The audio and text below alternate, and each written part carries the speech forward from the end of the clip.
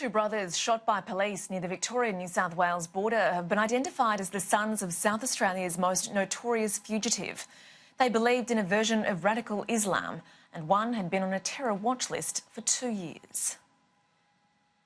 Joshua and Joel Clavell were shot by police after attacking officers at a campground near the Victoria-New South Wales border, the remote riverside location, the site of a counter-terror operation.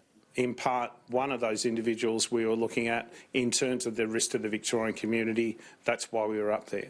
The Clavell brothers were converts to radical Islam, and older brother Joshua had been on a terror watch list for 2 years. The older one has a history of a pretty strong hatred of police. This is far from the first time the Clavell family has been in trouble with the law. In 2014, Father Rodney was South Australia's most wanted man and brought Adelaide CBD into lockdown during a siege with police, which ended with his death. There is a family of 4 brothers, and I'd say out of those individuals, 3, perhaps 4 out of those are reverts to Islam.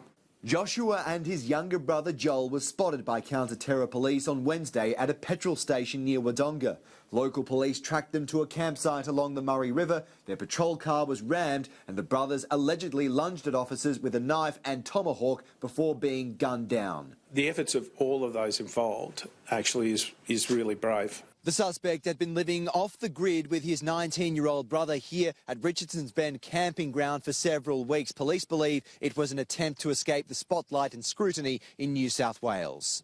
They crossed over from New South Wales. Perhaps they, and this is pure speculation on my behalf, perhaps they felt that they were under too much spotlight in New South Wales. Joshua Clavell was airlifted to the Alfred Hospital in Melbourne and Joel was driven to the Albury Base Hospital. Neither received life-threatening injuries.